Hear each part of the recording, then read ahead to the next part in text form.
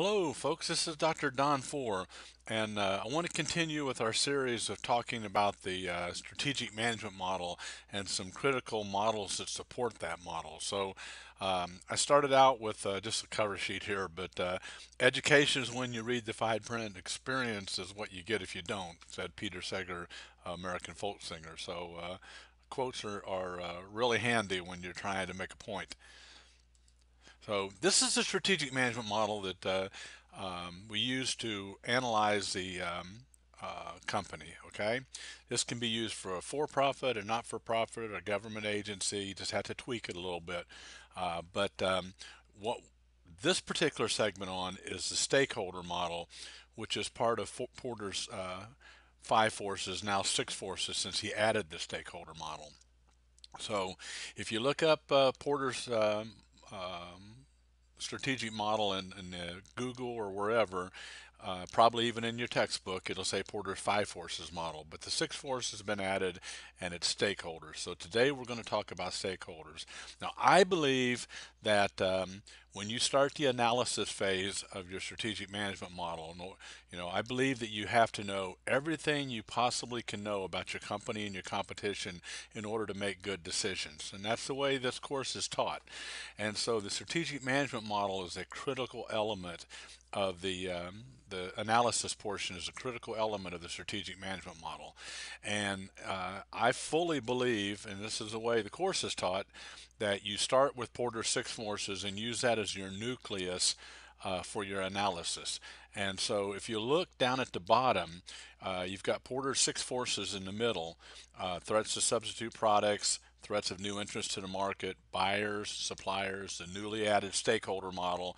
And the center part is the firm, which all the models that you learn in all the classes in your MBA program help support finding information to support your analysis of the company or the firm or whatever you want to call it.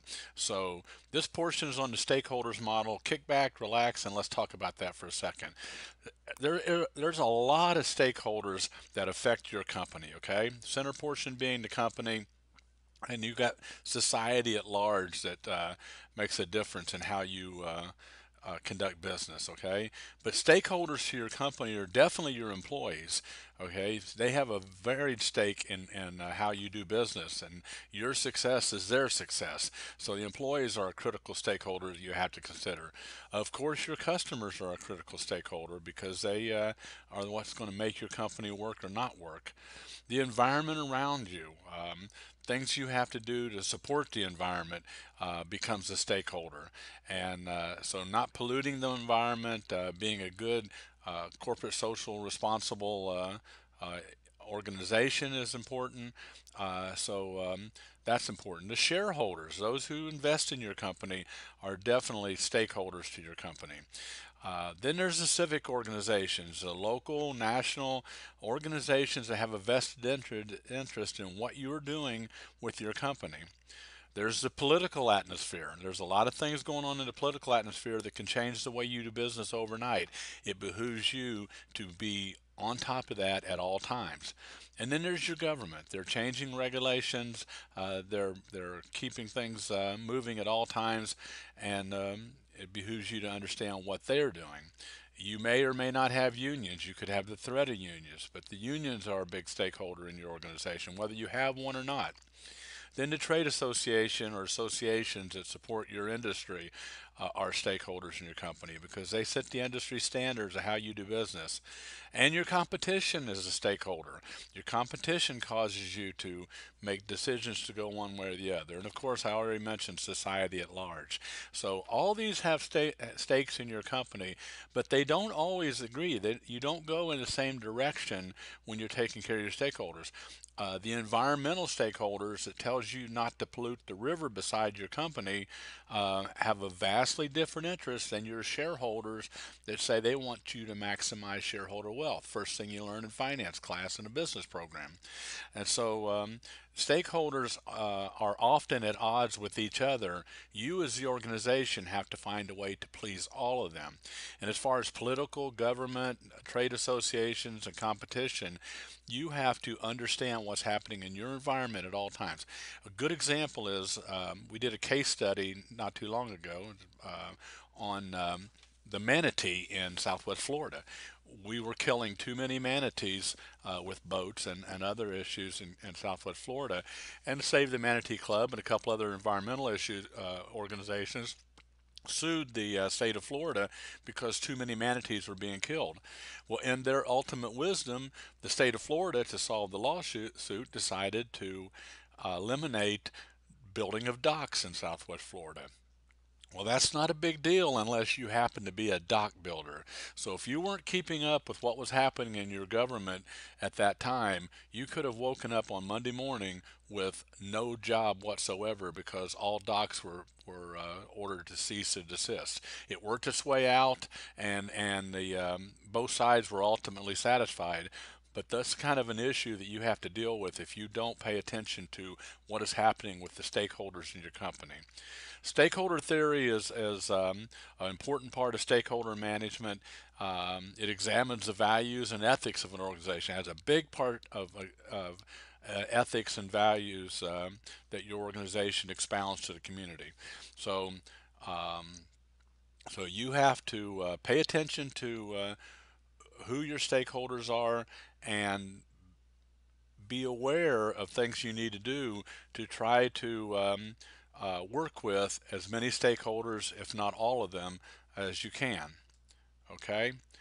So there's 6 steps in developing. This is according to Joseph Weiss in his 2009 book on business ethics. You have to identify and prioritize threats, issues, and opportunities. You have to map who your stakeholders are. Understand who your stakeholders are. Identify their stakes, interest, and their power source. Show who the members and coalitions are or may become. Show what each stakeholder's ethics are and what they should be, and then develop collaborative strategies. Working with the stakeholders is something that you include in your strategic plan so that you have plans and actions that will help you work with all parties involved. Okay? It's based on a view that all stakeholders should be treated fairly, and which will help you obtain a better result in the marketplace. Okay? The It focuses solely on your financial and economic relationships with stakeholders, and make sure that you work corporate social responsibility. Big buzzword in business today, but so true if you want to be successful in your organization. 3 assumptions of the stakeholder approach. Profit maximization is constrained by justice. Your regard for individual life should be extended to all constituencies, not just a few. And organizations are not simply or only economic in nature, but they can act socially responsible and take care of their business. Okay, the key is being socially responsible.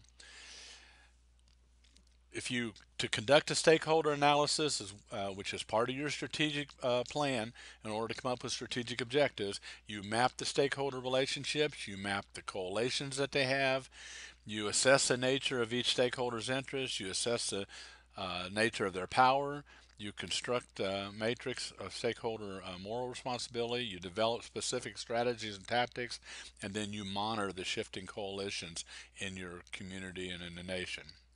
Okay? Some questions you might ask yourself are: who are our current stakeholders? Who are our potential stakeholders? And how does each stakeholder affect us? How do we affect each stakeholder? For each division in business, who are the stakeholders? What assumption does our current strategy make about important stakeholders? What are the current environmental variables that affect us and our stakeholders? How do we measure each of these variables and their impact on us and our stakeholders? And how do we keep score with our stakeholders?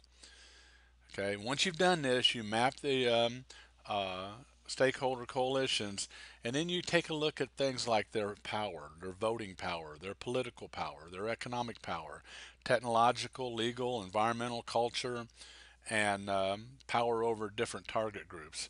That doesn't mean that you fear them. You need to respect your stakeholders, and you need to do everything you can to be a good corporate social citizen so that you can work with stakeholders. It only helps your bottom line. It's all, it improves the bottom line, helps you strategically manage your company. Okay, a good chart that you can use, again, according to Joseph Weiss' 2009 book of Business Ethics, the Stakeholder and Issues Management Approach, is you can look at the potential for cooperation with the organization. It's on the left side. Potential for threat to the organization on the right side. So if they have a high potential threat and a high cooperation, it's kind of a mixed blessing, and you need to have a collaborative strategy to get along with them. If they have a low threat but a high cooperation, then it's a supportive, and you need to be involved with them. If it has a low threat and also but a high a low cooperation but a high threat, then you need to be they're not supportive to you, and you need to defend against them. And then if they have a low both threat and cooperation, they're marginal, and you need to monitor them. So this is how you would deal with the stakeholders in your organization. It's so important that you understand as much as you can about everybody in the organization, but the stakeholders are so critical to you and the success of your organization. So this fits as one portion in the Porter's Six Forces analysis on the strategic management model that we talked about at the very beginning of this presentation.